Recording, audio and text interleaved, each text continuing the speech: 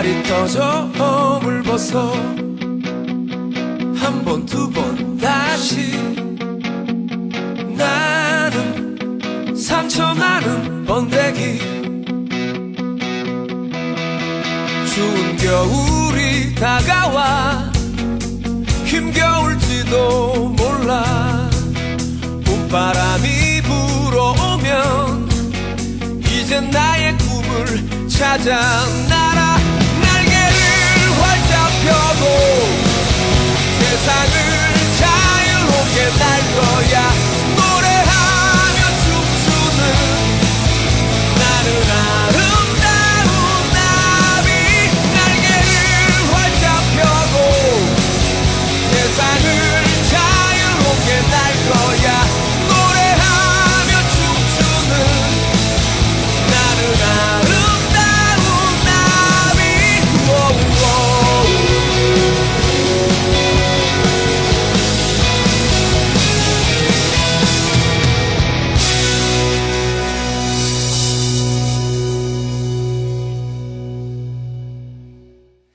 우리 속담 가운데 지렁이도 밟으면 꿈틀거린다 혹은 벌레도 밟으면 꿈틀거린다라는 말이 있죠. 한번 여러분께 여쭤보고 싶습니다. 벌레는 밟히면 왜 꿈틀거릴까요? 원래 그 뜻은 아시죠, 그죠? 예. 아무리 연약하고 나약한 미물이라도 이렇게 자극을 주면 밟으면 꿈틀거린다. 그러니까 까불지 마라. 뭐 이런 얘기인 것 같은데 사실은 조금 이렇게 직관적으로 보면 벌레가 밟혔는데 꿈틀거리는 이유는 아마 두 가지 정도 될 것 같아요, 그죠? 첫 번째는 살아있으니까 꿈틀거리는 거고요. 두 번째는 아마도 야 밟지 마나 아퍼라고 하는 저항의 의미로 꿈틀거리는 게 아닐까. 근데 제가 그 인터넷 유머란에 보니까 좀 잔인한 정답이 있더라고요. 벌레가 밟히면 꿈틀거리는 이유 덜 밟아서. 여러분 벌레는 원래 그런 존재예요, 그죠? 벌레는 밟히는 존재입니다. 잡아먹히는 존재죠. 벌레가 커서 나비가 될 수는 있지만 나방이 될 수는 있지만 혹은 여러 가지 곤충이 될 수 있지만 독수리가 될 수는 없잖아요. 벌레가 맹금류로 성장할 수는 없습니다. 그러니까 벌레는 그냥 나약하다는 의미, 뭔가 좀 힘이 없다라고 하는 그런 상징으로 사용되는 언어인 것 같습니다. 근데 여러분 벌레 중에서도 더 약한 벌레가 있어요. 그 벌레가 뭘까요? 애벌레입니다. 여러분 애벌레라는 말 뜻 아시죠? 애는 아이의 준말이에요. 그래서 우리가 보통 애벌레 하면 뭐 그 나비의 애벌레, 무슨 풍뎅이 애벌레 이렇게 애벌레 얘기하지만 애벌레는 아기 벌레라는 말의 줄임말입니다. 아기 벌레. 그러니까 벌레는 원래 약한데 그 약한 벌레 중에서도 더 약한 벌레가 애벌레입니다. 근데 여러분 하나님께서 우리를 하나님의 백성 이스라엘을 향해서 그리고 오늘 영적인 이스라엘 사람으로 살아가는 우리들을 향해서 말씀하시기를 이 버러지 같은 사람들아 라고 얘기합니다. 자, 우리 옆 사람에게 하나님의 말씀대로 서로 인사를 나누겠습니다. 시작. 이 버러지 안 돼. 그건 아닌 것 같아. 얼마나 기분 나빠요, 그죠? 네? 야, 정말 이 성경 번역이 참 묘한 게 원래 개역 성경에는요, 우리가 지금 사용하고 있는 개역 개정 전의 버전에는 지렁이 같은 야곱아라고 얘기하고 지렁이 같은 너 이스라엘아 라고 부르고 있는데 그게 이제 개역 개정으로 번역되면서 조금 더 자극적이고 더 실제적인 단어로 그 번역이 되는데 버러지예요. 벌레 버러지. 어쨌든 지렁이든 버러지든 여러분 이빨도 없습니다.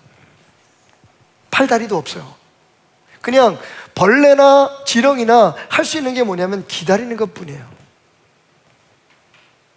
고치가 되고 번데기가 되고 언젠가 정해진 그날 하나님께서 정해놓으신 그날에 나비가 돼서 날아가는 그 한 가지 소망을 가지고 수동적으로 그냥 기다리고 또 기다리고 그냥 하루하루 먹이 먹고 싸고 기다리고 또 기다리고.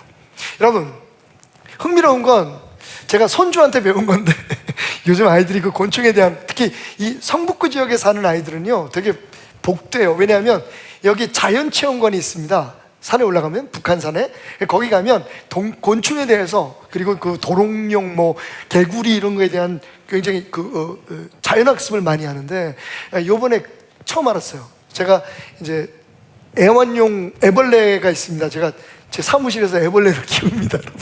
설교를 위해서 애벌레를 얼마 전부터 키우기 시작했는데, 얘네들이 성장 속도가 장난이 아니에요. 너무 커가지고 몇 마리를 집으로 한번 가져갔어요. 근데 아이들이 보더니 나이리가 그러는 거야. 할아버지, 이 애벌레가 나비가 될 확률이 얼마나 되는 줄 아세요? 확률이라는 말을 알아.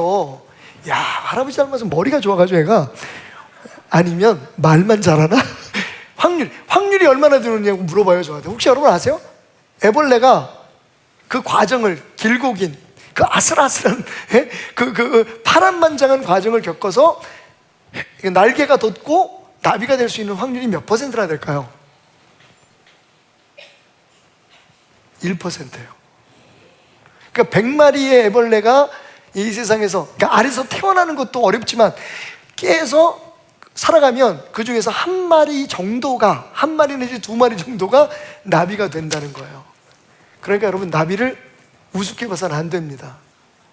나비 한 마리가 되기 위해서 그 애벌레가 얼마나 힘들고, 그리고 어려운 과정들을, 그리고 놀랍게도 신비로운 과정들을 겪었는지. 벌레는 그렇게 약한 존재예요. 하나님께서 우리를 벌레라고 부르십니다. 근데 여러분, 그 말에 너무 상처받을 거 아니에요. 솔직히 그래, 어떻게 보면 내가 벌레 같은 존재일 수도 있어. 난 참 약하고 난 부족하고. 근데 여러분, 그래도 벌레라고 부르는 거 되게 기분 나쁘잖아요. 근데 거기에 실망하실 거 없어요. 왜냐하면 이어지는 말씀에 주목할 필요가 있습니다. 버러지 같은 너 야곱아, 버러지 같은 너 테나마 라고 말씀하시면서 뭐라고 말씀하시냐면, 두려워하지 말라. 너는 버러지야. 넌 버러지 같은 존재인데 두려워하지 마. 왜냐하면 나 여호와가 말하노니 내가 너를 도울 것이다. 우리는 버러지인데 우리를 돕는 분이 계시는 버러지예요. 근데 그 돕는 분이 누구냐면 천지를 창조하신 여호와 하나님이세요. 그러면서 하나님께서 당신의 계획을 말씀하십니다. 보라, 우리의 주목을 끄시면서 하시는 말씀이, 내가 너를 레모락 하루츠 하다시로 만들 것이다. 이게 무슨 방언인가? 히브리 말이에요. 레모락 하루츠 하다시. 이게 무슨 뜻이냐면, 이가 날카로운 새 타작기로 너를 삼으리라. 여러분, 여기에 우리 희망이 있는 거예요. 원래 우리는 버러지인데 아주 연약하고 나약하고 아무것도 우리 스스로의 힘으로는 할 수 없는, 그냥 기다리는 일밖에는 할 수 없는 존재인데, 그런 우리를 하나님께서 어떻게 사용하시냐면, 이가 날카로운, 이가 이렇게 날이 서 있는, 다시 말하면 여러분 타작기 아시죠? 네, 곡식을 터는 그 타작기, 타작하는 그 타작기.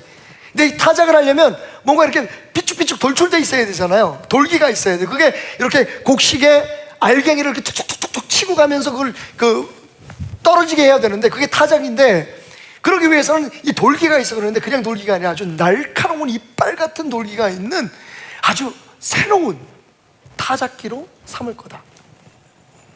여러분 상상해 가세요. 나약한 벌레가 타작기가 돼서, 그리고 그 다음 말씀은 더 놀라워요. 뭐라고 말씀하냐? 그래서 내가 산들을 부숴버리고 너를 통해서 작은 산들을 겨같이 날아가게 할 것이다. 할렐루야. 여러분, 애벌레와 그 벌레와, 그죠?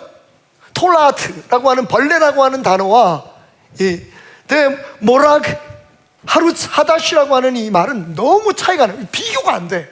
자그만 애벌레 한 마리가 여러분 이가 많은 무시무시한 무기로, 무시무시한 막강한 도구로 바뀐다는 거예요.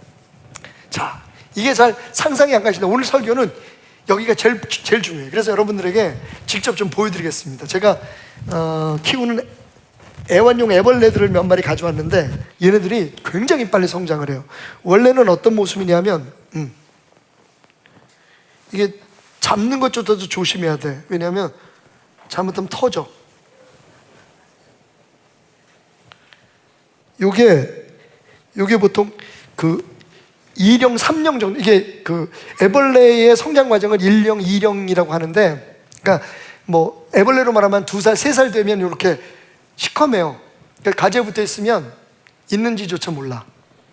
요게 크면 요렇게 돼요. 요건 이제 4령에서 한 5령, 6령 정도 되는 건데, 얘는 더듬이도 생겼어. 요거예요. 제 애벌레들 귀엽죠? 요걸 제가 제 방에서 키우고 있어요. 나무도 일부러 먹이, 좋아하는 먹이를 샜어요. 보이세요, 여러분? 여러분, 얘네들이 뭘 할 수 있어요? 지금 여기 붙어 있는 것만 해도 굉장히 다행인 거예요. 제가 조금만 힘을 줘도 이게 터져버리거든요. 아무것도 못해요. 그죠? 기억해 두세요. 이 애벌레들을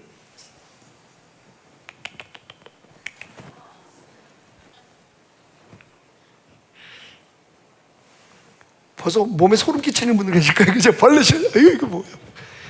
요 애벌레들이요. 지금 보신 이 나약한 애벌레를 하나님께서 뭘로 만드시냐면, 렘모락 하루츠 하다시, 이거예요. 이게 타작기예요. 저희가 그 이상구 목사님하고, 예배 담당 이상구 목사님하고 여러 그 자료들을 검증해 보니까, 지금 이사야서에서 말은 하나님께서 내가 너를 애벌레에서, 그 벌레에서, 버러지에서, 웜, 그죠? 지렁이에서 내가 이렇게 놀라운 이가 시퍼렇게 선, 날선 새 태석기로 만들 거다. 이게 무슨 타작 역할을 할까 여러분 궁금하시죠? 그죠? 진짜 이 모양이에요, 여러분. 이걸 한 2개 정도를 겹쳐서 이 앞에 소가 끌어요. 그리고 사람이 이 위에 올라섭니다. 그러면 쭉 곡식들을 이렇게 깔아 놓으면요, 이게 이렇게 쭉 끌고, 보여줘야 돼, 이거 진짜. 혹시 소띠 있으세요?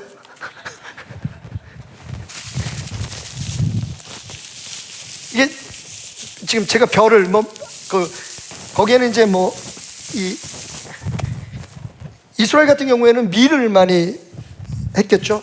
이런 거예요. 이렇게 해서 제가 여기 올라갔다고 생각하세요. 소가, 그러고 보니까 우리 아내가 소띠네. 김정혜 사모님, 좀 끌어주실 수 있을까요? 이걸 이렇게 끄는 거예요. 근데 이게 지금 발로 밟아야지 털어지는데, 그러니까 눌러서 하면 이렇게 떨어져요. 근데 여러분, 이게 이스라엘의 타작법이거든요. 실제적으로 지금 우리가 한 3분의 1 정도 크기로 만든 거예요. 못하는 게 없어요, 베들교회는. 이게 돌 조각이에요. 이게 성경에서 말하는 이빨이에요, 이빨.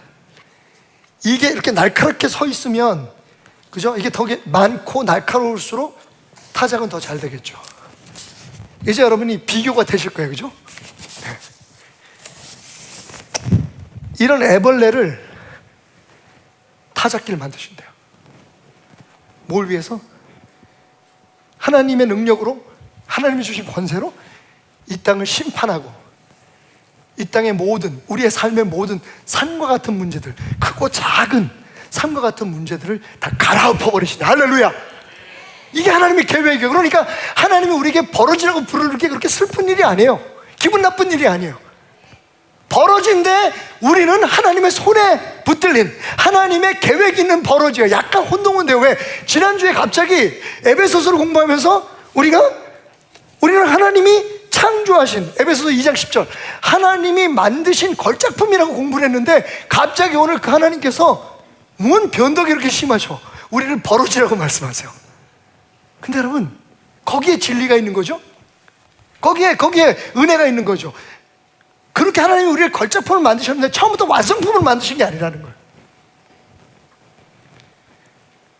버러지 같은 우리가 하나님의 계획 속에, 하나님의 은혜 가운데 하나님의 목적, 선한 목적을 위해서 우리를 창조하셨다 그랬잖아요. 그 선한 목적이 드러나고 있어요. 우리를 타작기계로 쓸 거다.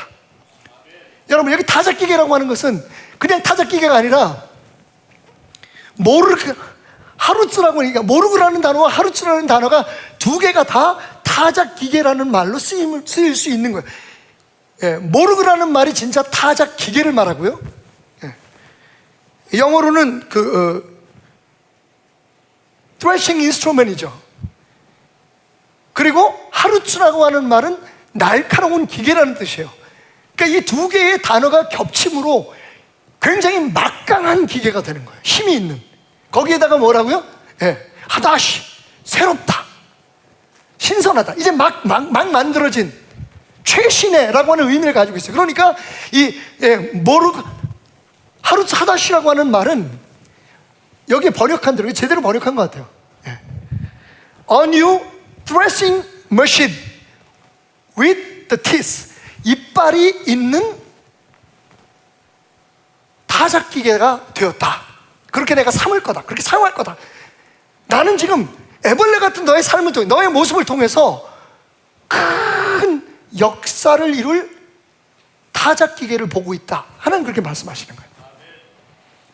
자, 그러면 하나님의 놀라운 계획 속에서 정말 걸작품, 힘있고 능력있고 하나님 안에서 하나님의 거룩한 일을 이룰 수 있는 도구로 쓰임받기 위해서는 어떻게 되느냐? 오늘 그게 이 말씀 속에서 우리가 배워야 될 중요한 진리인 거죠. 과정인 거죠. 애벌레가 어떻게 큰 타작기가 될 수 있을까? 그 첫 번째는 무엇보다 먼저 우리가 벌레라는 사실을 인정하는 거예요. 한번 따라 합시다. 나는 하나님 앞에서 버러지 같은 존재입니다. 여러분, 사람 앞에서 비굴할 필요는 없어요. 그죠? 세상 앞에서 우리 비굴할 필요가 없어요. 하지만 하나님 앞에서만은 우리가 정말로 버러지 같은 존재라고 하는 솔직하고, 뭐라고요? 솔직하고, 그리고 겸손하고, 뭐라고요? 겸손한 존재가 되어야 된다는 거예요. 여기서 우리가 실패를 하고 있어요. 왜 이스라엘 백성을, 그 사랑하는 이스라엘 백성을, 하나님의 구원의 역사를 이루기 위해서 창조하신 이스라엘 백성을 바벨론의 포로로 삼으셨을까요? 왜 잡혀가게 하셨을까요? 적들의 손에 팔아버리셨을까요? 하나님의 목적은 이거예요. 너희가 원래 버러지 같은 존재인데 버러지 같다는 것을 모르니까 너희가 스스로 하나님인 척하고, 너희가 스스로 창조주인 척하고, 너희가 스스로 잘난 것처럼 생각하고 있으니까 항상 내 앞에서 너희가 교만했다는 거예요. 하나님께서 이것을 고백하게 하시고, 지금 이 말씀이 주어진 상황이 어디입니까? 바벨론의 포로로 잡혀간 상황이에요. 이때는 하나님께서 이 버러지 같은 야곱을 할 때 그 뒷이야기 안 들어도 이스라엘 사람들은 그렇습니다 하나님. 왜? 여러분, 포로로 잡혀가서 뭘 할 수가 있어요? 자식들에 대한 희망이 있습니까? 뭐가 있습니까? 진짜 버러지예요. 여러분, 말씀드렸죠. 1%의 가능성을 바라보고, 만약에 애벌레에게 두뇌가 있다면, 생각하는 능력이 있다면 1%의 가능성을 보고 나는 희망이 있어, 난 잘할 수 있어, 이렇게 생각하겠습니까? 그냥 하루하루 살아있는 것, 그리고 내가 살아서 나비가 되는 것, 그것만을 꿈꿀 거예요. 바로 그런 거예요. 하나님은 이스라엘 백성들을 그렇게 스스로 생각할 수 있는 자리로 몰아가신 거죠. 왜냐하면 그래야만, 하나님 앞에서 그렇게 버러지 같다, 나는 연약하다, 나는 아무것도 할 수 없다라고 하는 그 고백이 있을 때, 하나님 아니면 할 수 없다라는 고백이 있을 때 비로소 하나님께서 그 계획대로 우리를 걸작품으로 사용할 수 있기 때문이에요. 근데 세상에서 우리는요, 약한 척하면 당하잖아. 뭔가 좀 빈 구석을 보이면, 그래서 우리는 막 잘나게 보이려고, 인정받으려고 애를 써요. 갑옷을 입어요. 고치를 뒤집어 쓰던 번데기에 틀 안에 쌓이듯 우리는 자꾸만 뭔가를 뒤집어 씌우려고 해요. 성경은 우리에게 뭐라고 얘기합니까? 벗어버리라고 얘기를 하는데, 그래서 그냥 속살 있는 그대로 그 부드럽고 연약해, 탁 잡으면 터질 것 같은 그 순수한 마음으로 하나님 앞에 서라고 말씀하시는데, 네가 스스로는 버러지라고 말하면 내가 너를 막강한 기계로 쓸 거야. 그런데 우리는요, 우리 스스로가 기계인 것처럼 행동하느라고 버러지같이 사는 거예요. 교회는 뭐 하는 것입니까? 교회는 하나님 앞에 우리 자신을 낮추는 걸 훈련하는 거예요. 근데 그동안 오랫동안 우리는요, 잘못된 복음에 익숙해졌어요. 할 수 있다, 하면 된다, 해보자. 여러분, 그게 듣기에는 굉장히 복음 같아요. 젊은 시절엔 저도 그랬어요. 교회 와서 막 희망을 얻고, 능력을 받고, 다른 사람 앞에서 막 능력을 행하고 뭔가 교회 안에서 자기 자신의 어떤 지혜나 능력을 막 발휘하고 이런 것들이 교회 안에서 하나님께서 함께 하시는 사람의 증거라고 생각했어요. 근데 여러분, 하나님은 오히려 그런 사람들을 전부 다 낮추셨어요. 왜? 네 스스로가 버러지 같다고 인정할 때 하나님 앞에서, 여러분 사람 앞에서 그럴 거 없어요. 저도 그러기 싫어요. 누가 저한테 이 버러지 같은 박 목사야 그러면 기분 되게 나쁠 것 같아. 나한테 그렇게 얘기할 수 있는 사람은 제 아내밖에 없어요. 내가 벌어지면 저도 벌어지니까. 내가 암쿠대기면 저는, 수쿠대기면 자기는 암쿠대기일 테니까. 여러분, 얼마나 기분 나쁜 얘기예요. 그렇지만 스스로 하나님 앞에 이런 자세를 가지라는 거예요. 그래서 하나님께서 이스라엘을 버러지라고 부르시는 거예요. 그 말을 아멘 그렇습니다 하나님 내가 버러집니다 라고 고백하게 될 때 비로소 하나님의 역사가 시작될 수 있기 때문에 그래요. 그러면 이 버러지라는 말에는 어떤 의미가 있을까요?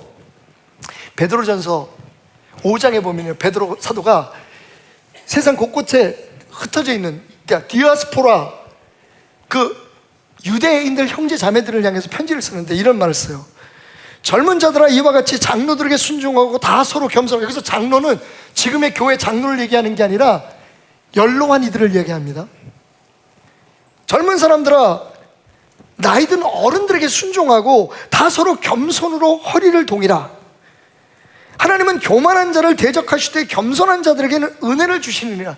이 말을 들으면서 고개를 끄덕이시, 요즘 젊은 것들 너무 건방져 이렇게 생각하시는 분이 있는데, 여러분 다음 구절을 생각해 보시면 그런 뜻만은 아니라는 걸 알 수가 있어요.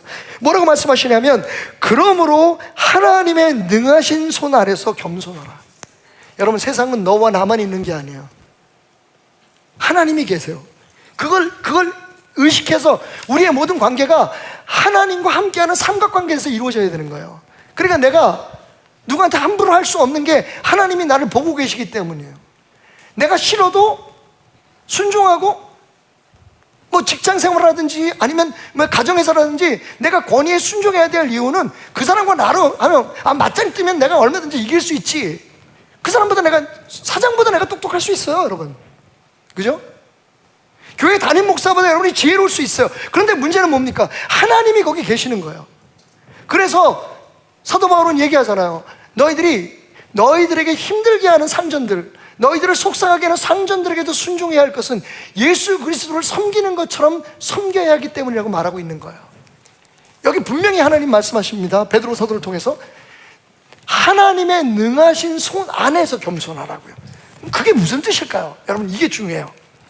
계속 말씀을 읽어보면 이렇게 말합니다. 때가 되면 너희를 높이시리라. 이게 겸손인 거예요. 성경적인 의미의 겸손이 뭔지 아십니까? 하나님이 높여주실 때를 기다리는 거예요. 내 스스로 높아지려고 하는, 내 스스로 인정받으려고 하는 게 아니라 하나님께서 하나님의 때에 나를 완성시켜 주실 것을, 나를 하나님의 계획한 그 자리에 올려주실 것을 기다리는 거예요. 여러분 기다리지 못하는 것은 교만입니다.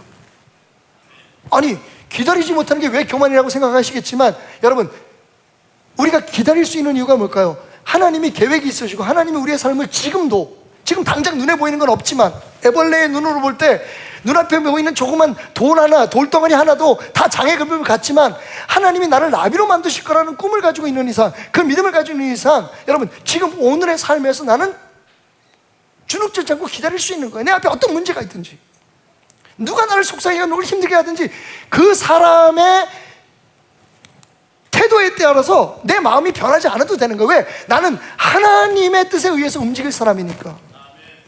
그러니까 기다릴 수 있는 거예요. 기다림이 겸손인 거예요. 하나님 앞에서는요.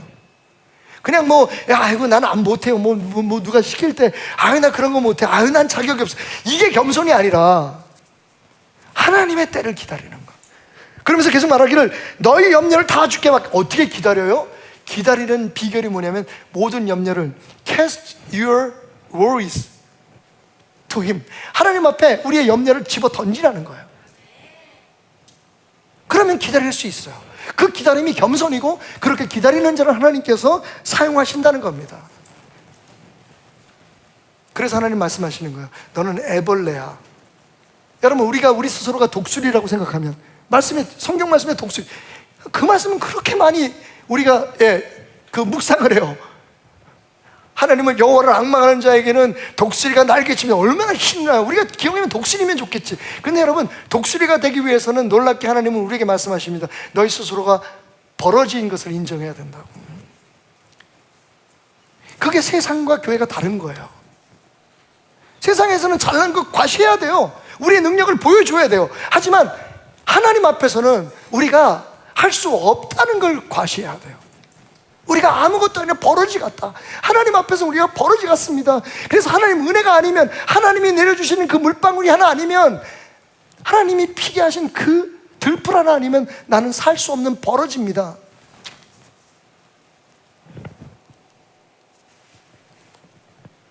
그런데 여러분, 우리가 하나님 앞에서 이렇게 스스로를 드러내고 솔직하게 내 모습을, 우리의 삶의 버러지 같은 그런 부분들 여러분 없으시나요? 저는 좀 있어요. 아직도 고치고 싶은데 바뀌지 않는 것들이 있어요. 내가 생각해도 한심해요. 목사가 도대체 왜 언제나 나는 탈피할 수 있을까? 언제나 나는 여기서 벗어날 수 있을까? 여러분, 여러분한테 말씀드릴 수 없지만 제겐 숨기고 싶은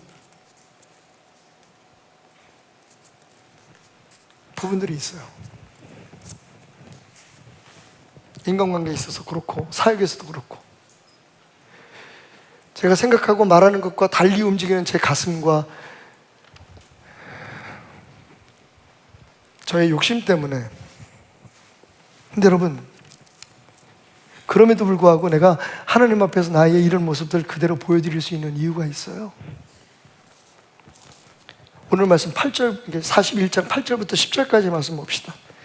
그러나 나의 종 너 이스라엘아, 내가 택한 야곱아, 나의 벗 아브라함의 자손아, 내가 땅 끝에서부터 너를 붙들며 땅 모퉁이에서부터 너를 부르고 내게 이르기를 너는 나의 종이라. 그 다음이 중요해요. 저는 여기서 그냥 울컥 또 은혜의 눈물을 쏟고 말았습니다. 내가 너를 택하고 싫어하여 버리지 아니하였다. 하나님께서 우리를 버러지라고 부르시면서 이 버러지 같은 태남아, 이 버러지 같은 박 목사야. 그런데 나는 버러지 같은 너를 싫어하지 않아. 그리고 나는 너를 버리지 않아. 여러분, 벌레 하나만 봐도 몸소리 치시는 분이 많잖아요. 당장 제 사무실에 함께 일하는 우리 전도사님이 제가 이 벌레를 키우니까 제 방에 들어오질 못해요. 제가 뭘 잡아먹나? 그죠? 근데 싫은 거야. 왜 우리 인간에게는 그 상상력이 있잖아요. 느낌이 있잖아요. 그래서 왠지 모르게 막 싫은 거예요. 그래서 제가 다음날 아침에 가서 보니까 얘들이 다 탈피를 했어요. 색깔이 녹색으로 변한 거야. 몇 마리를 제외하고는 전부 다 녹색으로 이만해졌어요. 처음에 요만했어. 한 2, 3mm 정도밖에 안 된 애벌레를 샀는데 이만해졌어요. 그래가지고 야야야야, 은희 선생님 들어와봐, 이거 좀 봐봐. 이렇게 커서. 그랬더니 목사님, 걔네들 뚜껑 덮어놓으면 안 돼요. 밤에 기후 나올까 봐. 야, 이거 뚜껑 덮어놓으면 죽어 얘네들. 제가요, 여러분, 분무기로 매일 비도 뿌려주는데요. 먹이 챙겨주고. 그러니까 부쩍부쩍 자라는 거야. 벌레 얘기하니까 벌써 몸소리 쳐주는 분이 계시죠? 하나님은 우리한테 그러지 않으세요.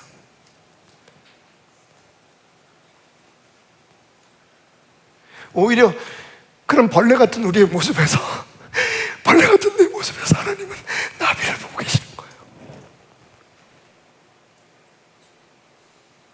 여러분, 우리는 생존율 1%, 성숙할 가능성, 나비가 될 수 있는, 성체가 될 수 있는 가능성이 1%의 애벌레가 아니에요. 하나님께서 내 종, 내가 너를 귀하게 쓸 거야 라고 말씀하시는 100%의 성공률을 가진 하나님의 손에 붙들린 사람들이에요. 그런데 하나님 앞에 우리가 솔직하지 못해요.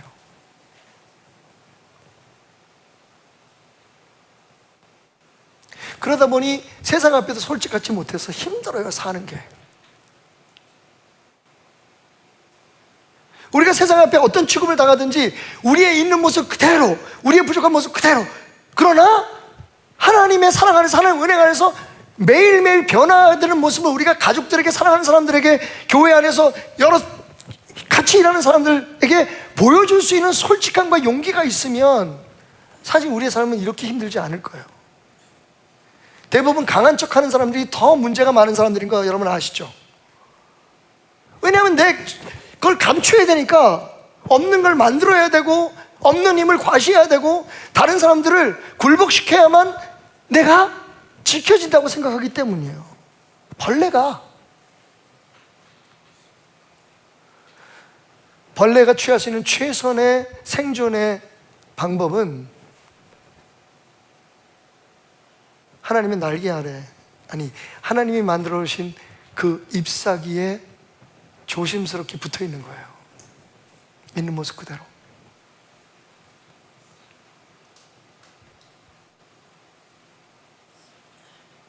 우리는 사랑하는 사람 앞에서 솔직하지 못해요. 그렇다고 해서 난 이런 사람이야, 그냥 되는 대로 살아, 이런 얘기가 아니에요. 내 힘으로 바꿀 수 없는, 내 능력으로 채워줄 수 없는 것들을 솔직하게 보여주면서도 당당할 수 있는, 그리고 언젠가는 하나님께서 나를 붙들어 사용하실 거야 라고 하는 믿음 안에서 기다릴 수 있는, 여러분, 교회는 그런 사람들을 부화시키는 곳이라고 저는 생각해요. 그런데 그동안 너무 오랫동안 우리는 교회 안에 와서 세상적으로 성공하고 힘을 얻고, 그리고 그것을 보여주고 전시하는 현장으로 생각해 왔어요. 그래서 예수님 말씀처럼 섬기는 자가 높임을 받고 가장 위대한 사람이라고 얘기를 했는데, 우리들의 교회는 그렇지 않아요. 섬기는 사람은 바보 취급당해요. 대접받으려고 힘 있는 자리에 올라가 있는 사람들이 대접받는 곳이 교회가 돼버렸어요. 진짜 섬기는 사람이 높이고, 하고 싶은 말이 있어도 정말 평화를 위해서, 하나님 안에서 성장을 위해서 그 말을 가다두고 기도로 그 문제를 하나님 앞에 아뢰고 풀어가는 사람들을 우습게 봐요. 할 말을 하는 사람이 똑똑해요. 큰 소리를 친 사람이 인정받는 것이 교회가 돼버렸어요. 목사 사회도 똑같아요.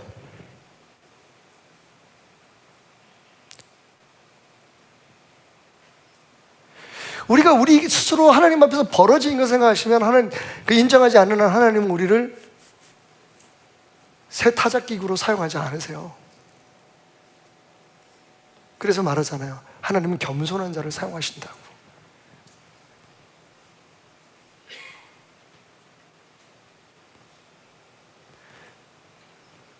하나님 앞에 좀 더 우리 솔직해지십시다.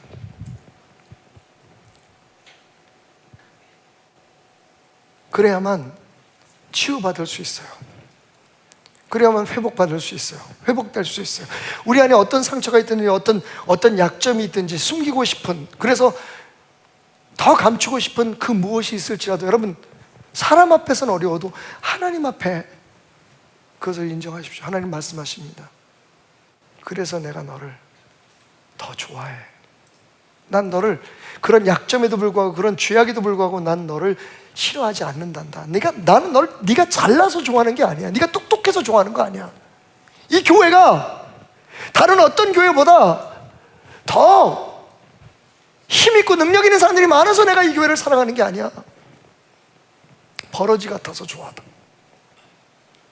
그렇지 않은데, 여러분, 그렇지 않은데 버러지 같다고 스스로 고백할 수 있어서 나는 이 교회를 좋아한다고. 너의 버러지 같은 그 모습도 나는 싫어하지 않아, 버리지 않아.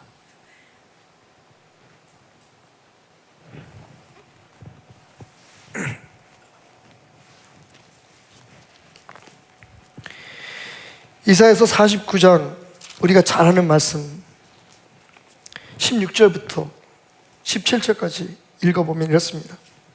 내가 너희를 내 손바닥에 새겼고 너희 성벽이 항상 내 앞에 있나니. 여러분, 하나님께서 우리를 그냥 싫어하지 않고 버리지 않을 정도가 아니라 우리를 그분의 손바닥에 우리의 이름을 적고 매일매일 점검하십니다. 여러분, 사실 하나님이 손에 적을 필요는 없죠. 분명히 상징적인 말인데 저는 좀 이해가 가요.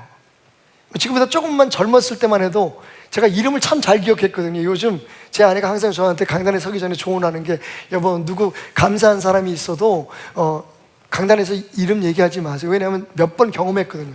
여러분 이름 하다가 보면 생각이 안 나. 갑자기 생각이 안 나. 그리고 때로는 빼놓는 사람이 있어. 그럼 꼭 그 사람들이 상처를 받더라고. 그러니까 차라리 이름 대지 말고 도와주신 모든 분들에게, 기도해 주신 모든 분들에게 감사합니다 하고 넘어가래.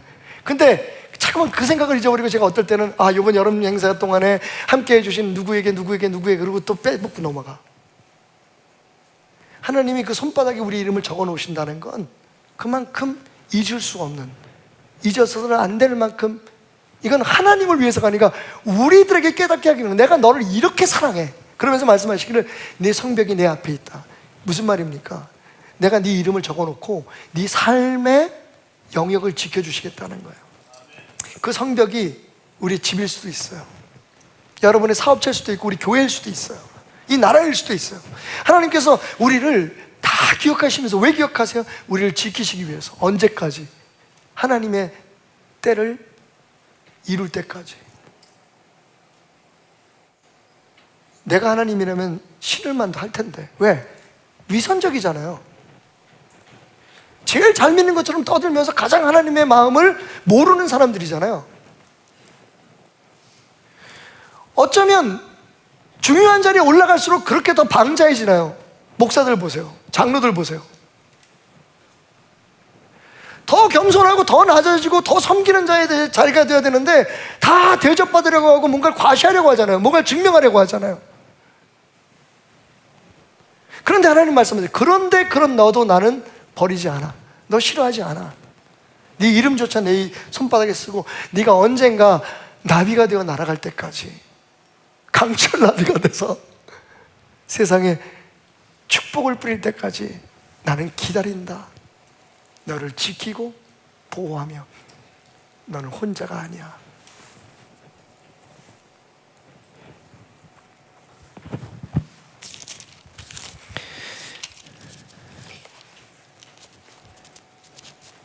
그래서 어떡하라고요?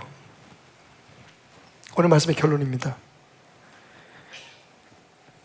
버러지처럼 하나님의 은혜가 아니면 살 수 없다고, 하나님의 은혜만이 살 길이라고 갈망하며 끈질게 살아내라는 겁니다. 자꾸만 세상은 우리에게 은혜를 망각하게 만들어요. 주변 사람들이 칭송하면 그래, 내가 잘나서 그런 것 같이, 내가 뭘 하나 성취했고 나면 내가 뭘 잘해서 그런 것 같지. 여러분, 제가 얼마나 어제 하루 제 스스로에 대해서 다시 한번 반성을 했는지 아십니까? 아직 이제 완성은 안 되는데 한 3분의 1 정도 됐는데 지금 카페를 꾸며야 되는데 예산이 장난이 아닌 거예요. 인테리어 업자한테 맡겼더니. 그래서 그냥 결심을 했어요. 우리가 하자. 발품 팔자. 한 4분의 1 정도 돈이 주는 것 같아요. 근데 그렇게 하려면 어떻게 해요? 내려가 보시면 아시면 제가 꿈꾸던 그 로비 카페의 그 컨셉이 프렌테리아거든요. 이게 실내지만 이게 숲속에 들어와 있는 것처럼, 무슨 정원에 앉아 있는 것처럼 여러분들이 주일날 와서 차를 마시고 갔으면 좋겠다는 생각하는데, 그럼 그게 그냥 씨 뿌려서 되는 게 아니잖아요. 다 강남에 있는 꽃시장에 가서 사다가 지금 다 달아매는데 문제가 생겼습니다. 뭐냐면, 제가 여러분 여기 서다리, 제가 가끔 설교할 때 서다리 타잖아요. 3단 이상을 못 올라가는 거 보셨죠? 제가 정말 바보스럽게 고소공포증했습니다. 높은 걸 너무 싫어요. 그래서 지금 강단에 서는 것도 불안해요. 아니, 높이 때문이 아니라 제가 지고 있는 책임감 때문에. 근데 꼭 올라가야 되잖아요. 이렇게 우마를 만들고 거기 올라가야 되는데, 제가 올라갔다가 내려오는데 죽는 줄 알았어요. 이게 떨려가지고 못 내려오겠는 거야. 그게 제 약함이었어요. 그때는 옆에서 보고 있던 우리 서은이 전도사가 목사님 제가 올라갈게요. 그래서 어제 올라가가지고 박철준 목사님하고 그 일을 다 하고 내려온 거야.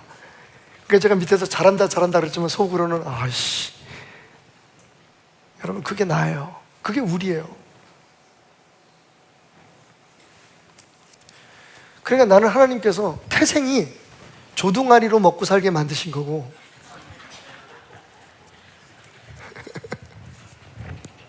되게 좋아한다. 에이 벌어지더라. 우리 이렇게 얘기할 수 있잖아요. 이게 얼마나 행복한지 몰라요, 그죠? 어디 밖에서 내가 무슨 강연하다가 이랬으면 사람들이 전부 다 나한테 돌을 던지고 침 뱉었을지도 몰라. 우리는 그냥 버러지가 아니니까.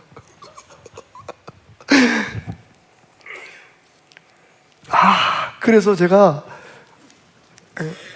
어떻게 고생한 우리 박철주 목사님, 황성문 목사님, 또 특별히 나약한데 거기를 어떻게 올라가지?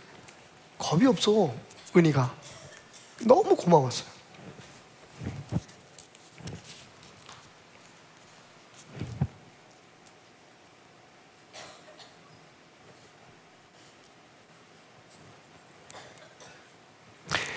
궁극적으로 박철주도 황성문이도 서훈이도 못하는 게 있을 거 아니에요. 하나님께서 은혜로 그것을 이루어 주시겠다고 약속하셨잖아요. 여러분 이 17절 말씀을 한번 다시 묵상해 보십시오. 가련하고 가난한 자가 물을 구하되 물이 없어서 갈증으로 그들의 혀가 마를 때에 나 여호와가 그들에게 응답하겠고. 여러분 우리의 혀가 은혜의 갈함에 말라야 돼요. 살만한데 우리가 능력이 있는데 거기에 하나님의 능력을 조금 보태는 게 아니라 적어도 하나님 앞에서는 우리의 혀가 말라 비틀어져야 돼요. 은혜 아니면 살 수 없습니다. 여러분 넓은 사막에 혼자 걷고 있는 사람이 물 한 방울이 필요할 때 억만금이 뭐가 필요하겠어요? 예? 수억 원의 돈이 들어있는 통장에 무슨 소용이 있겠어요? 황금 덩어리가 필요하겠습니까? 그때는요 정말 하늘에서 떨어지는 그 물 한 방울, 내 목에 가람을 채워줄 수 있는 그 물 한 방울, 그 물 한 방울이 전부잖아요. 오늘 하나님은 그렇게 말씀하시는 거예요. 너희가 벌레 한 마리처럼 내 은혜 아니면 살 수 없다고. 그래서 내 은혜를 기다리고 겸손하게 내 손을 바라보고 있다면 내가 너희에게 응답하겠다. 할렐루야. 그러면서 이어지는 말씀, 참고로 내가 헐벗은 산에 강을 내며 골짜기 가운데 샘이 나게 하며 광야가 못이 되게 하며 마른 땅이 샘근원이 되게 하리라. 내가 광야에는 백향목과 시띠나무와 화석류와 들감나무를 심고 사막에는 잣나무와 소나무와 화양목을 함께 하리라. 우리 하나님 목사님이 우리 하나님께서 무슨 정원사인가? 여러분 여기 나와 있는 나무들에 대해서 제가 영적으로 한번 분석을 해보려고. 그 짓 하는 사람들 많잖아요. 이거는 무슨 뜻이고 저건 무슨 뜻이고 하나님께서 이런 영적인. 근데 아무리 찾아봐도 답이 안 나오는 거야. 근데 한 가지 답을 얻었어요. 그게 뭔지 아십니까? 이 여기에 기록된 나무들은 이스라엘 사람들이 고향에서 살 때 그들의 산과 들에 그냥 널려서 피어있던 정말 자연스러운 나무들이었어요. 무슨 얘기입니까? 내가 너희의 일상을 회복시켜 줄 거라는 거예요. 그리고 뭐라고 말씀하시냐면 사막에는 강이, 할렐루야, 골짜기에는 샘이 나게 한. 강과 샘은 여러분 제가 말씀드렸죠. 성경에 물에 대해서는 두 가지의 그 개념이 있어요. 우물은 인간의 고생을 뜻해요. 우리가 파야 되는 거잖아요, 그죠? 근데 샘물은 하나님의 은혜를 뜻해요. 그러니까 우리의 힘으로 나오는 게 아니잖아요. 바다와 강은 하나님의 은혜를 뜻해요. 그러니까 오늘 여기서 말하는 건 내가 너의 삶에 은혜를 베풀어서 그 은혜로 말미암아 너의 삶의 일상이 회복되게 하고 평범한 날들 가운데 네가 돌아보는 모든 것이 나의 은혜임을 알게 할 것이다. 그리고 나가서 어떻게 한다고요? 우리를 타작기계로 만들죠. 할렐루야. 이게 하나님께서 우리를 성장시키시는 과정이에요. 주님의 손에 붙들린 애벌레들이 꿔야 될 꿈인 거죠. 우리에게는 하나님의 은혜 한 방울이 생존의 힘입니다는 고백해야 돼요. 내 지혜가 아니라, 내 생각이 아니라, 내가 하고 싶은 대로 내 욕구가 아니라 하나님이 주시는 그 은혜 한 방울이 우리 가족과 우리 자녀들을 양육하는 것과 우리의 삶에 진정한 힘이라는 고백이 있을 때, 그때 하나님이 우리를 도우시는 거예요.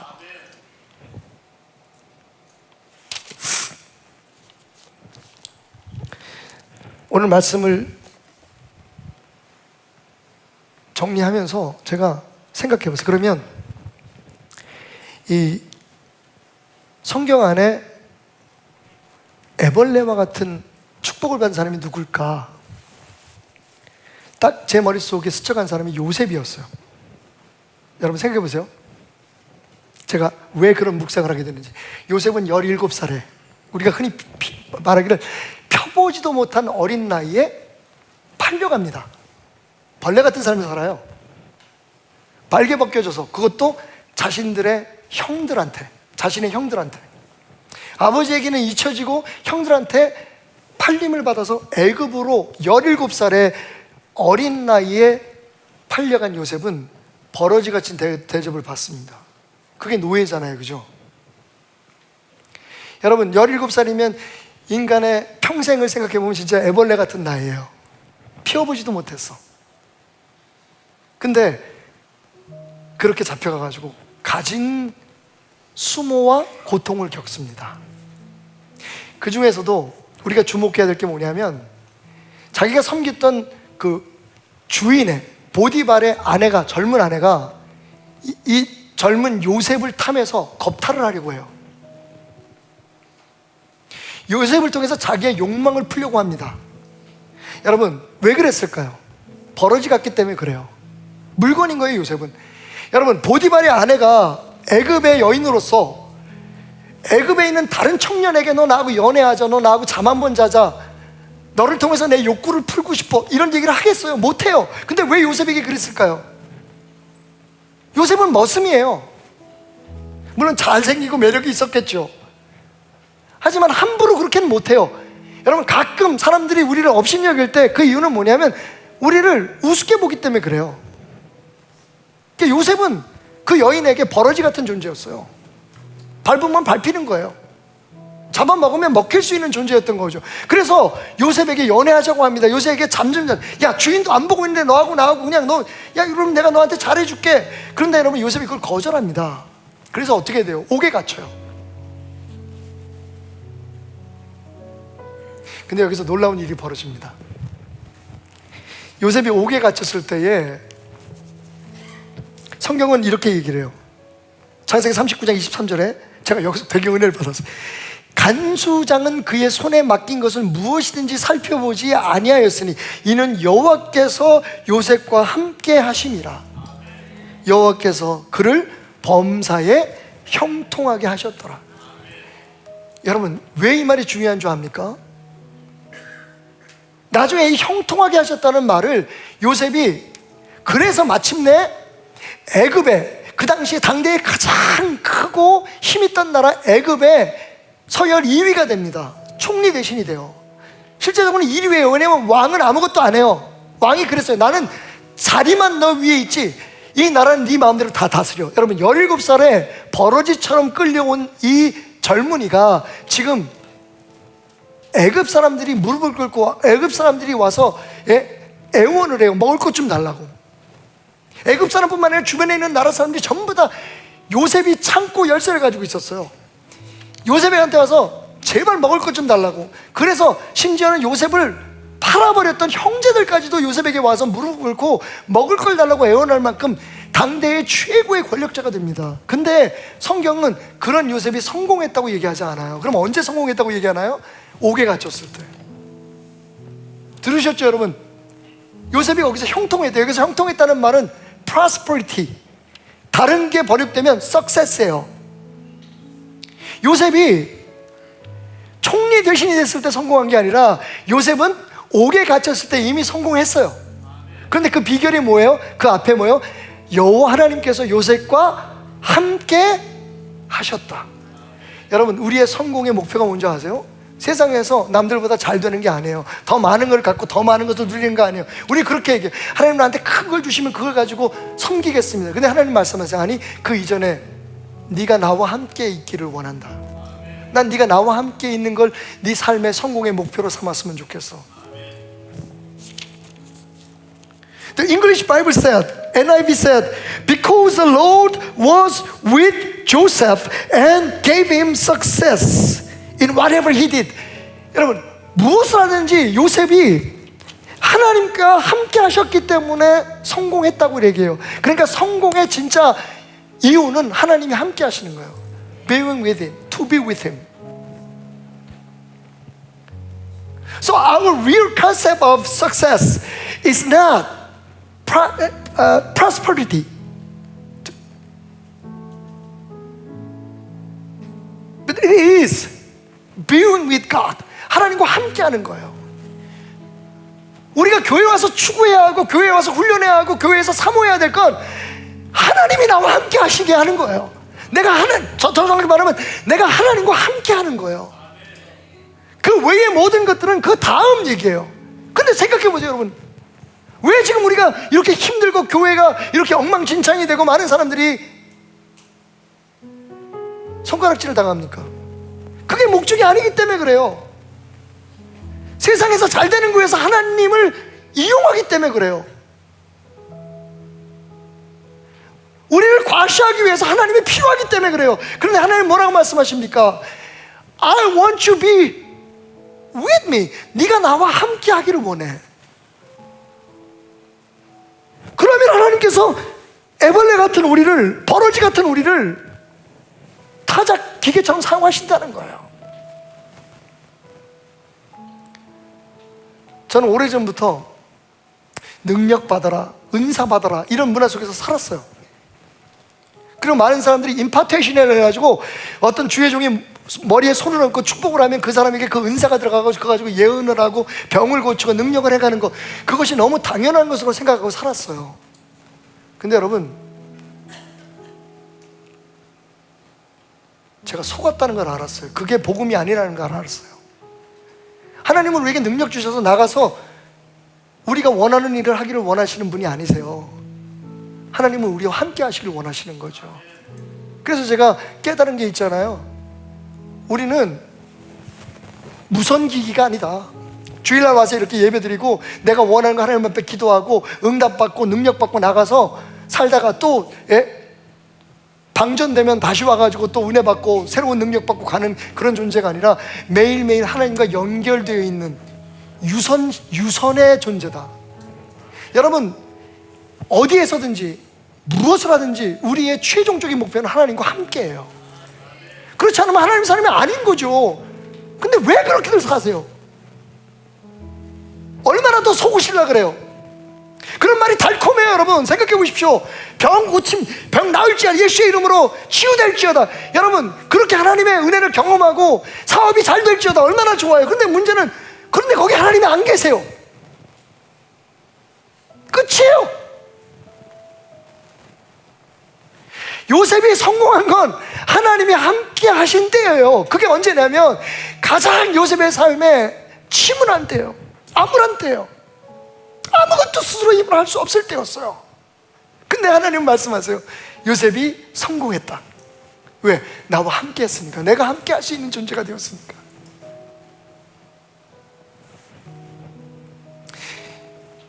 에베소서 2장 10절 말씀. 하나님은 우리를 작품으로 만드셨어요. 그런데 성장하는 유기적인 작품으로 만드셨어요. 그냥 처음에 딱 만드셨을 때 작품이 끝난 게 아니라 작품의 모습을 만들었지만, 미켈란젤로가 다윗상을 만들 때 그 큰 돌 안에서 그 형상을 보고 불필요한 것을 잘라내듯이, 그렇게 우리가 우리의 삶에 하나님이 창조하시고 하나님께서 계획하신 그 디자인대로 되어져 가기 위해서 하나님의 손에 우리를 맡기게 될 때, 하나님과 함께하게 될 때 걸작이 될 수 있는, 만들어져 가는 존재로 하나님이 우리를 창조하신 거예요. 그러면서 말씀하셨어요. 너는 혼자가 아니야. 폭풍 속을 걸어갈 때도 비바람 마주할 때게 될 때도, 네가 외로울 때도 하늘을 보렴. 나는 항상 네 곁에서 너를 지키는 너의 하나님이다. 오래전 어린 시절에 어른들에게 몰레스팅을 당해서 어른들에게 그 성적 학대를 받아가지고 자폐적인 증상을 보이는 한 아이가 있었어요. 마음에 너무 큰 병이 걸려서 사람들을 보는 걸 두려워하고 항상 자기 방에 갇혀 있었죠. 그 어린 메리라고 하는 아이를 치유하기 위해서 그 교회 담임 목사님인 토머스 목사님께서 그 아이를 만났습니다. 부모님의 요청에 따라서. 근데 깜짝 놀랐어요. 그 아이 방에 딱 들어서는 순간 온통 방 안이 인형들로, 장난감들로 가득 차 있었어요. 이 아이가 밖에 나오질 않으니까 어떻게든지 이 아이를 치유해보고 싶었던 부모님이나 친척들이나 오는 사람마다 아이에게 놀잇감을, 예쁜 인형들을, 좋은 장난감들을 갖다 준 거예요. 여전히 이 목사님을 어른으로 생각한 이 메리가 아무 말도 못하고 얼굴을 푹 숙이고 있을 때 목사님이 그 아이에게 묻죠. 메리, 야, 너 진짜 좋은 인형들 많구나. 이 인형 중에서 네가 제일 사랑하는 게 어떤 거니? 제일 좋아하는 게 뭐야? 목사님한테 소개해 줄래? 목사님도 친구가 되고 싶어. 성공했죠. 메리가 관심을 보이기 시작했어요. 그런데 메리의 행동이 이상했습니다.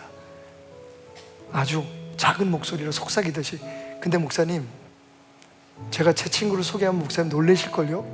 아니, 목사님은 안 놀랄 준비가 됐거든? 그럼 목사님 눈을 감으세요.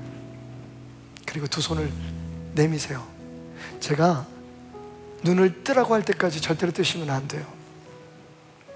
그렇게 기다리는 시간이 얼마나 지나고 목사님 손에는 무엇인가 얹어졌죠. 막 눈을 뜨고 싶어 죽겠는데 혹시 그러면 아이의 마음 문이 또 닫힐까봐 기다리고 기다리는 목사님에게 조심스럽게 메리가 얘기합니다. Pastor, you can open your eyes now. 이제 눈을 떠도 돼요. 눈을 딱 뜨는 순간에 목사님 깜짝 놀라서 손에 들고 있던 걸 떨어뜨릴 뻔했어요.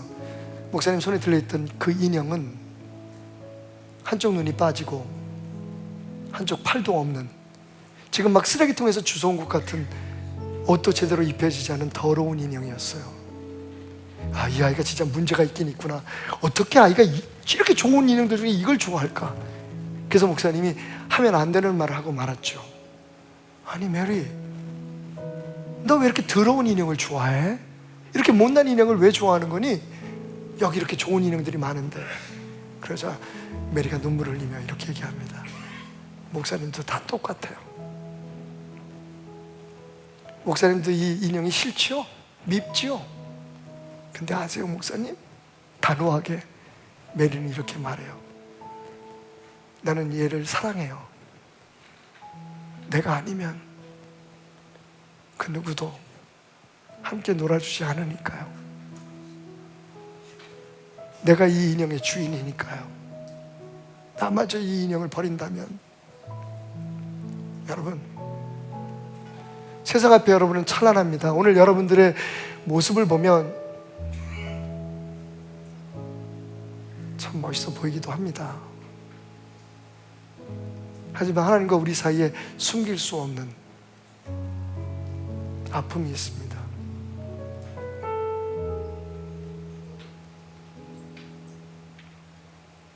하나님 앞에 우리가 버러지 같은 존재라는 것을 인정하지 못할 때 우리는 이웃들과도 올바른 관계를 맺을 수 없습니다. 잡아먹어야 하고 밟아야 하고 말발로 이겨내야 하고 어떻게든 내 권위 앞에 굴복시켜야 되니까, 내가 잘났다고 내가 옳다고 인정하게 만들어야 하니까, 그래야 내가 조금 행복한 것 같고, 그러면 내가 좀 더 잘나 보이니까.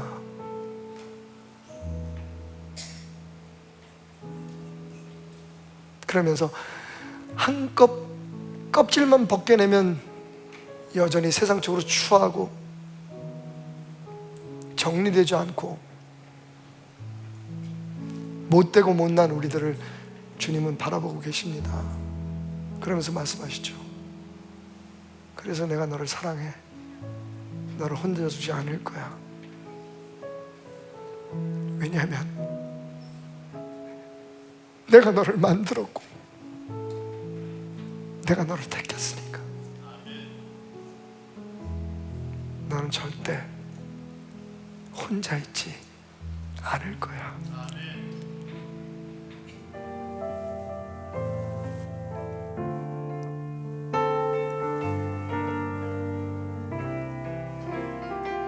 하나님은 너를 만드시는 하나님은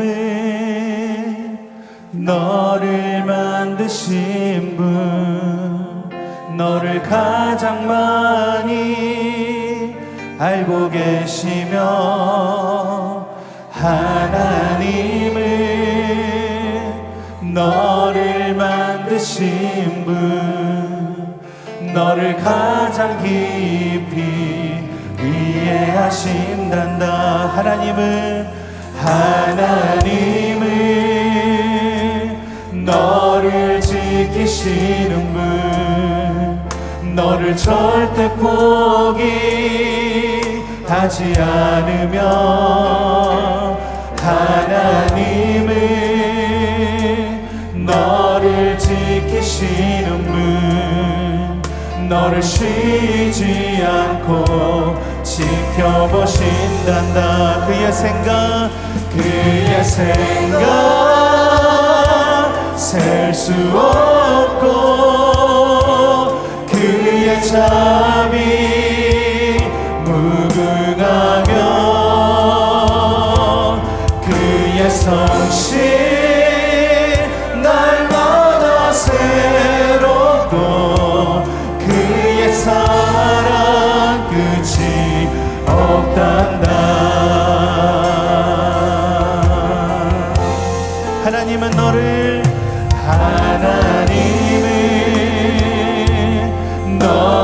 원하시는 분, 이 세상의 무엇 그 누구보다 하나님은 너를 원하시는 분, 너와 같이 있고 슬퍼하신단다. 하나님은 너를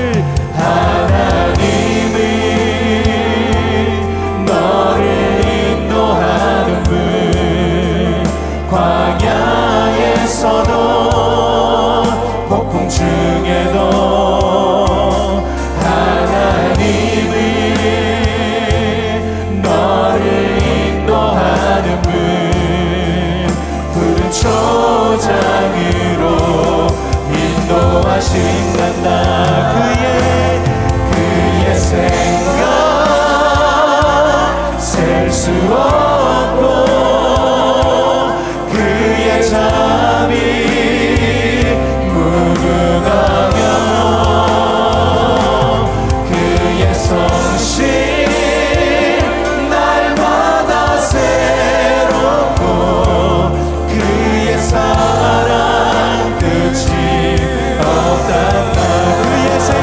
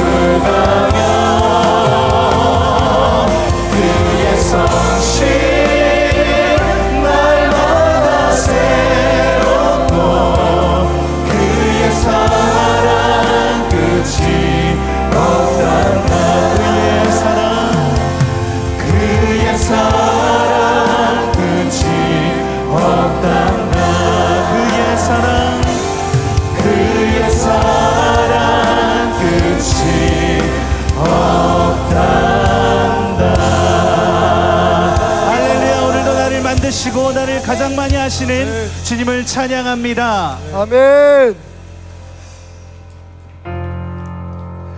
우리 계속해서 하나님 앞에 찬양하며 나가겠습니다. 우리 다 같이 일어나서 주님을 높여드리며 그 이름을 송축하며 나가기 원합니다. 할렐루야.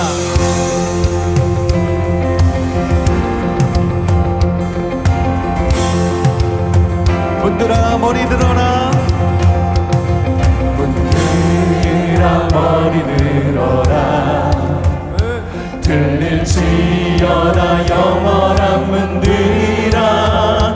영광의 왕 들어가시도록 영광의 왕 들어가신다.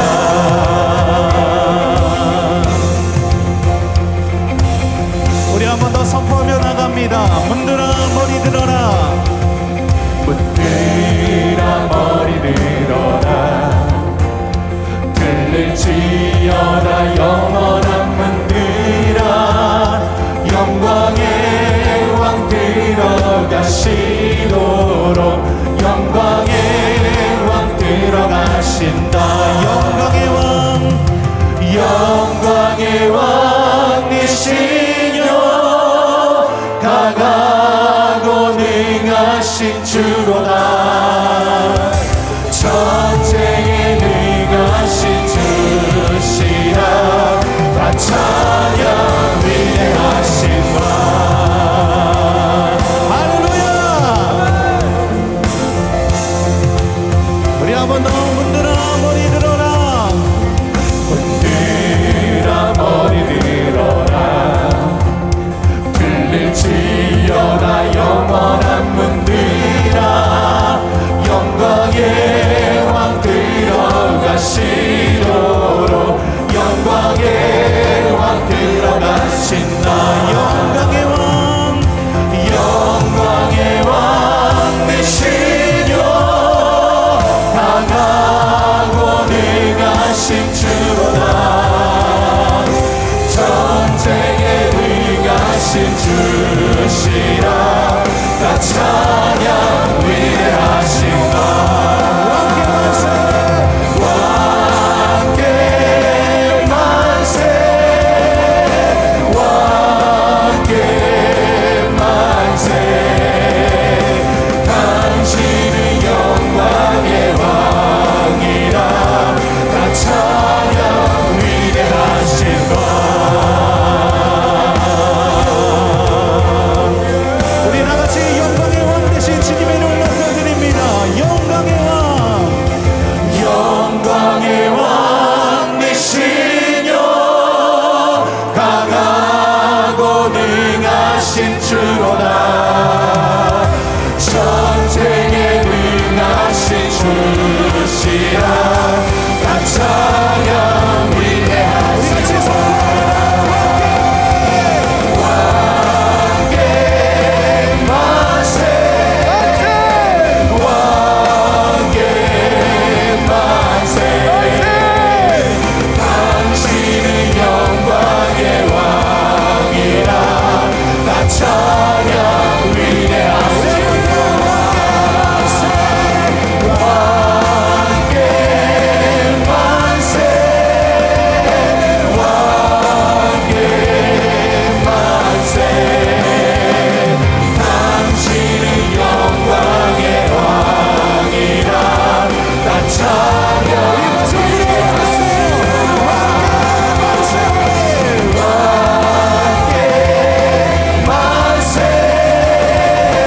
왕께 만세.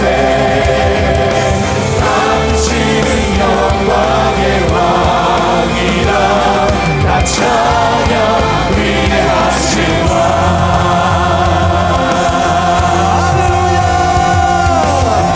우리의 왕 되시고 위대하신 주님의 이름으로 찬양합니다. 박수로 영광 올려드립니다.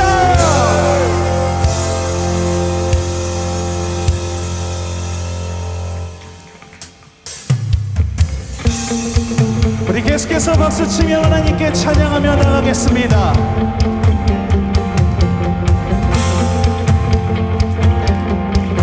우리 이렇게 고백하며 나가겠습니다.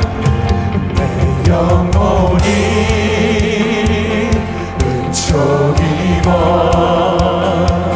주간 죄짐 벗고 보니 슬픔만이 이 세상도 천국으로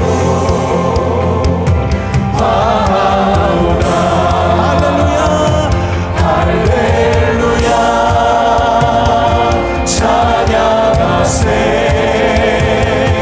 내 모든 죄 사함받고 주 예수와 동행하니 그 어디나 하늘나라 주의 얼굴 뵙기 전에 멀리 뵈던 하늘나라 내 맘속에 이루어지니 날로 가깝도다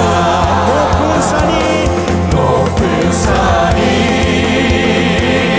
거친 들이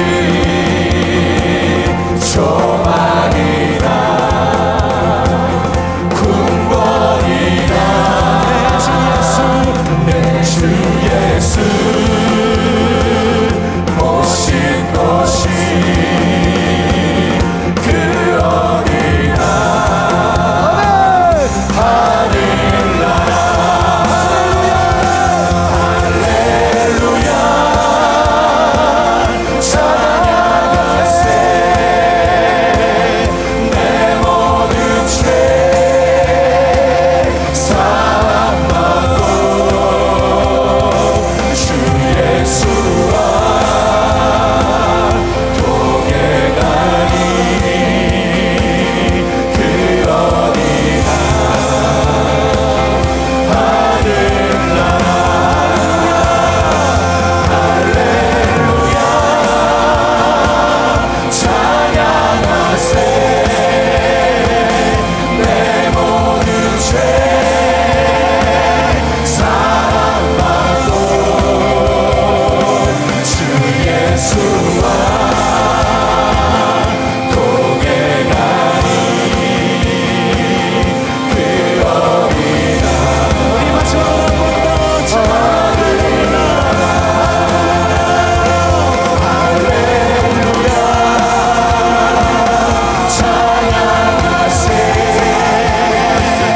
내 모든 죄 사함받고 주 예수와 동행하니 그 어디나 하늘나라 주 예수와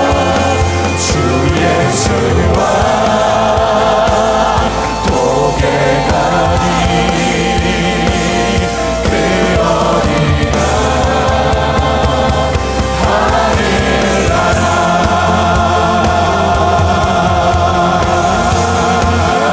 오늘도 나와 함께 하시는 주님을 찬양합니다. 하나님 앞에 큰 박수로 주님을 부르며 찬양합니다. 할렐루야.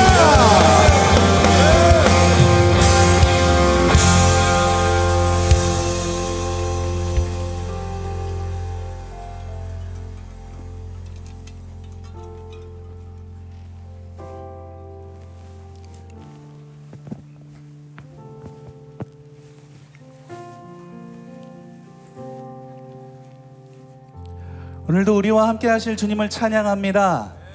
오늘도 우리에게 귀한 믿음을 허락하여 주시고 그 믿음 가운데 성장하게 하신 주님의 이름을 높여 찬양합니다.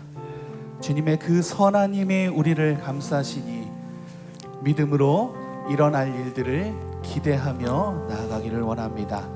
오늘도 주님의 귀한 능력을 믿으며 그 능력의 힘을 찬양하며 주님께 나아가기를 소망합니다.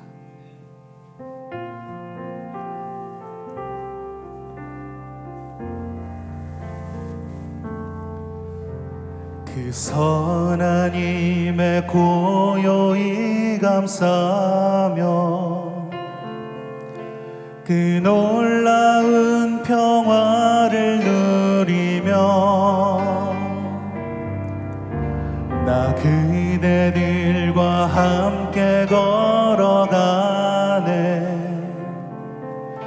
나 그대들과 한 해를 여네.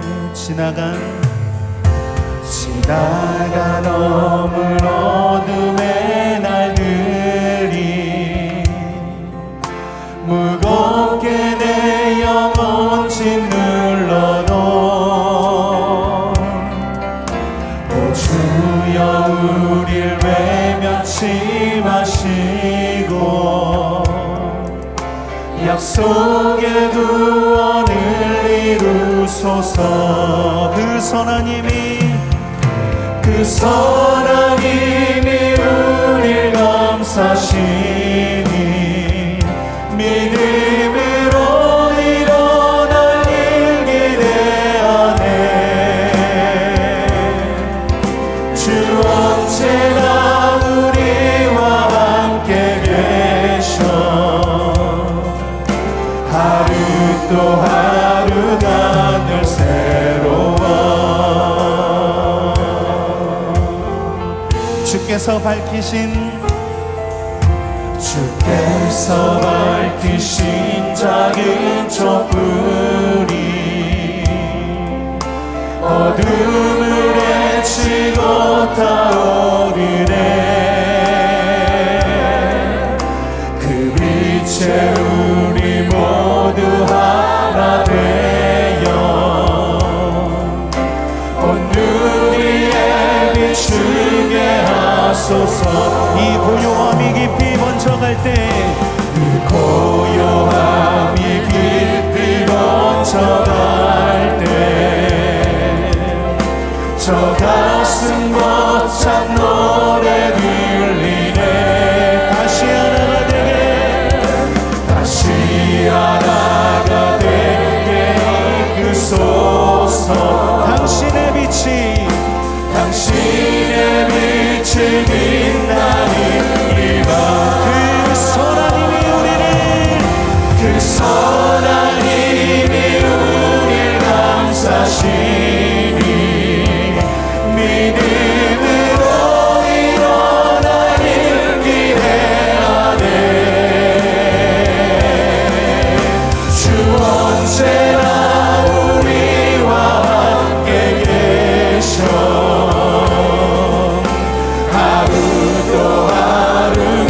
우리 한번 더 고백합니다. 그 선한 힘이 우릴 감싸시니 믿음으로 일어날 일 기대하네. 주 언제나 우리와 함께 계셔.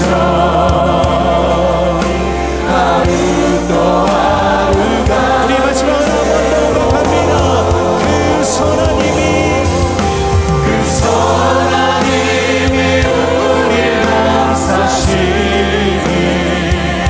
믿음으로 일어날 일 기대하네. 주 언제나 우리와 함께 계셔. 하루 또 하루가 늘 새로워. 하루 또 하루가 늘 새로워. 하루 또 하루가